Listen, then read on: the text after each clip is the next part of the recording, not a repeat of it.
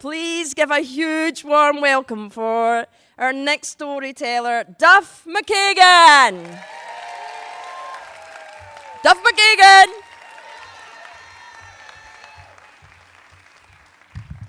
It was Muckle Teo.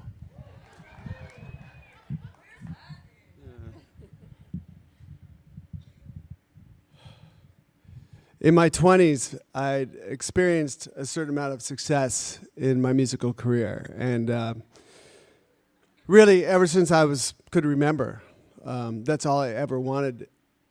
But also, in my mid-20s, I started to spiral deeper down into my addiction of alcohol and drugs. And at about 27, I realized 3 of my best friends, my very best friends, had all died from drug overdoses. And it just seemed that it was everywhere around me. And I just became numb. I was getting numb, and I couldn't find my way out of my own addiction. And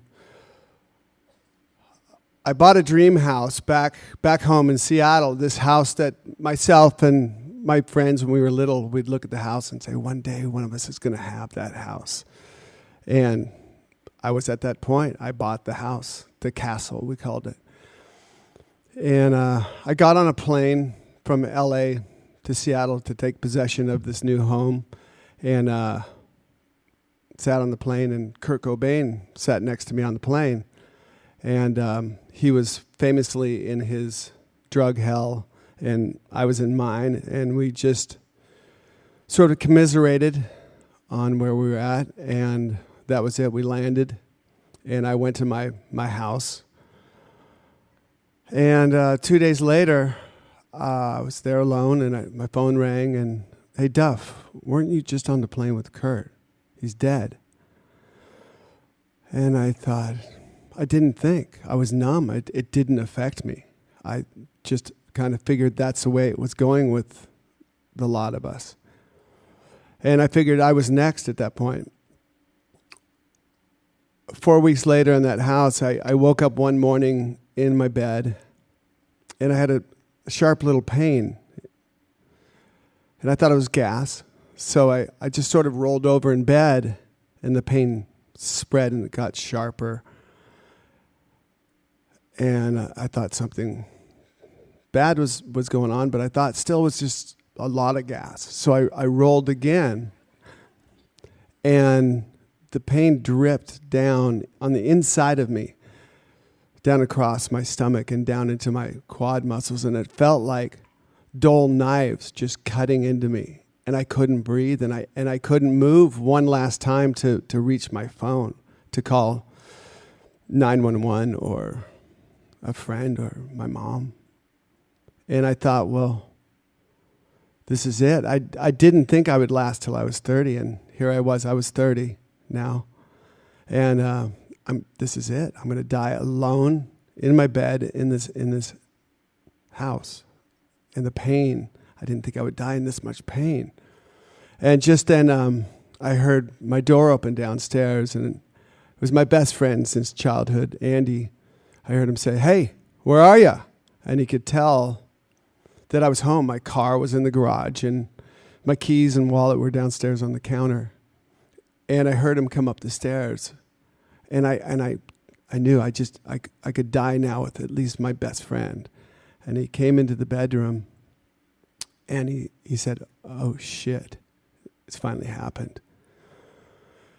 And he picked me up, and the pain was so bad that I whispered in his ear, and that it could have only been a whisper or a whimper, more like, "Andy, please just kill me."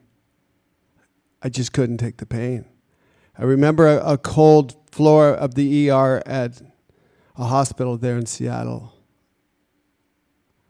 I remember getting 2 shots of Demerol and 2 shots of morphine, and from previous experience, I knew what this stuff should do, and it didn't work on me. And the panic that I suddenly felt, like, this pain's not going to go away. The nurse came in. I said, "Please kill me." I remember at that point, my doctor, whose father was my birth doctor, had delivered me. And they were our family doctor, and now the son had taken over the practice. And he came in, my doctor, this son of the doctor who had birthed me, came in and they did an ultrasound. And I saw his face above me, and it went white. And apparently what had happened, my pancreas had expanded to the size of a football, and it had burst. And it spills the bile that digests your food, and it spills it all over your insides. And I remember seeing my mom there in her wheelchair with Parkinson's, and me, the youngest of her 8 children, and with tubes running in and out of me. I had intravenous morphine by this time and intravenous Librium from the shakes from my withdrawal. And my mom there, and just thinking, the order of this whole thing is fucking wrong. I should be taking care of my mom, and now she has to see this, see her youngest son. They did another ultrasound.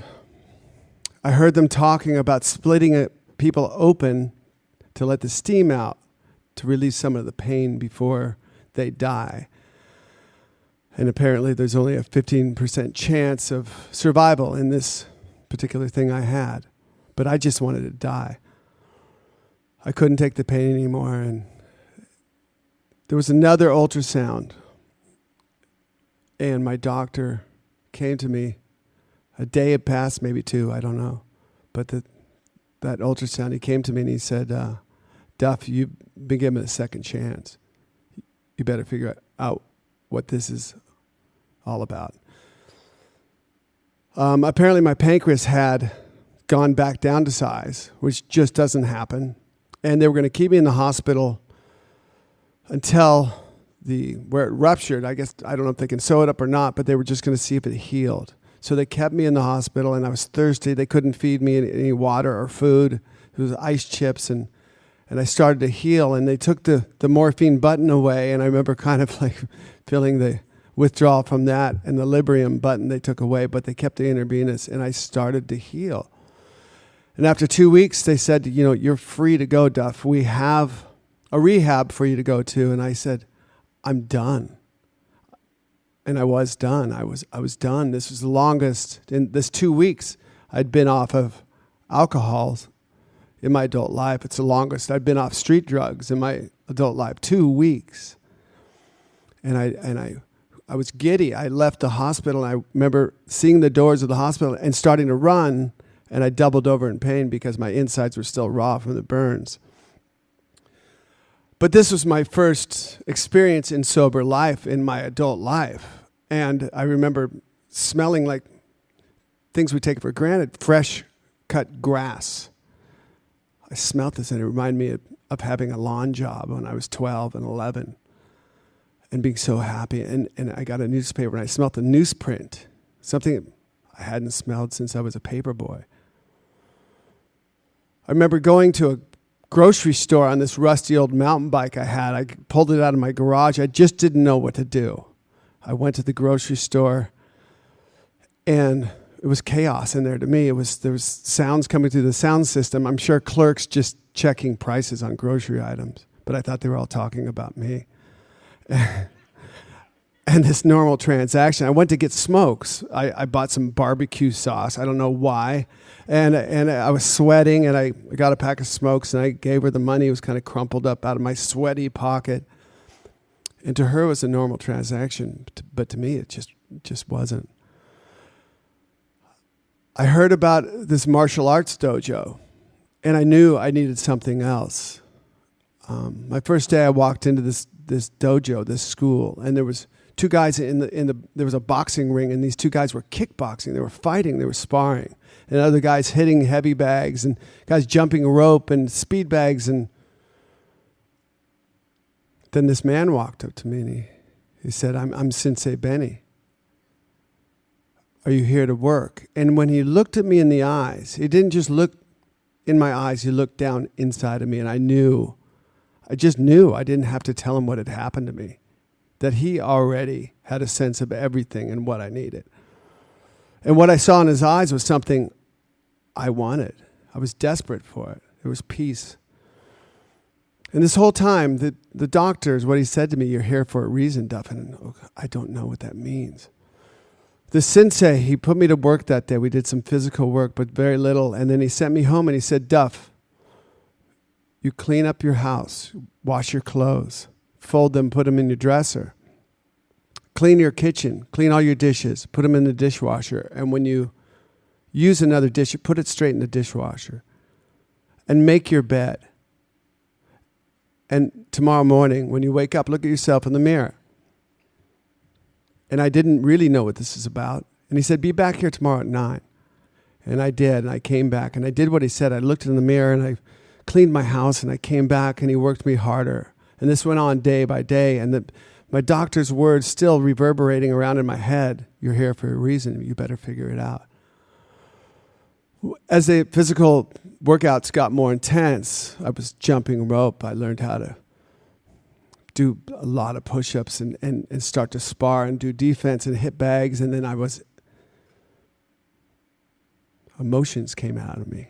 I remember one day hitting a heavy bag and emotions came out and I started to cry. I had no idea why. I'm not a crier. My sensei worked me out even harder. I remember becoming unnumb and going home and making calls. People I had affected when I was out there doing all of that stuff before. And I called my family, I called friends, and I was keeping my house clean, and I was looking at myself in the mirror every morning. And my doctor's words kept reverberating around in my head, you're here for a reason. After 2 years of every day at this dojo with my sensei, one morning I woke up and I looked in the mirror and I saw myself. I saw this person I liked. I'd done everything the day before. I got it. I'd done everything the day before that said I was going to do. I didn't go to bed with any weight on my chest. I returned to every phone call. And I was at peace. And I liked myself. And I came to the dojo and said, Sensei, I saw myself in the mirror. And he says, I know. I knew you would. About a year later, I met the woman that would become my wife. And we fell in love. And a year after that, we were in another hospital room, but this time it wasn't an ER. It was a birthing suite. And in the chaos of the long 17-hour labor and me being with my wife and the doctor finally coming in, and I hear her saying, one last push, Susan, one last push. And this little baby came out. And they gave her to me, and she was terrified. She was crying, and there was chaos in the room. And I said, hey, baby, it's me, it's your dad. And she suddenly stopped crying, and her big, beautiful eyes just looked up at me. And she was completely calm. And she knew she was safe.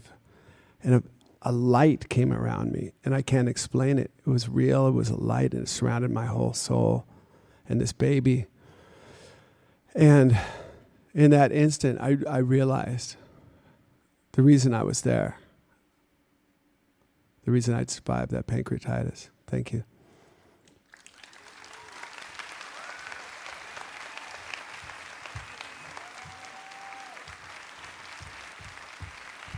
Duff McKagan!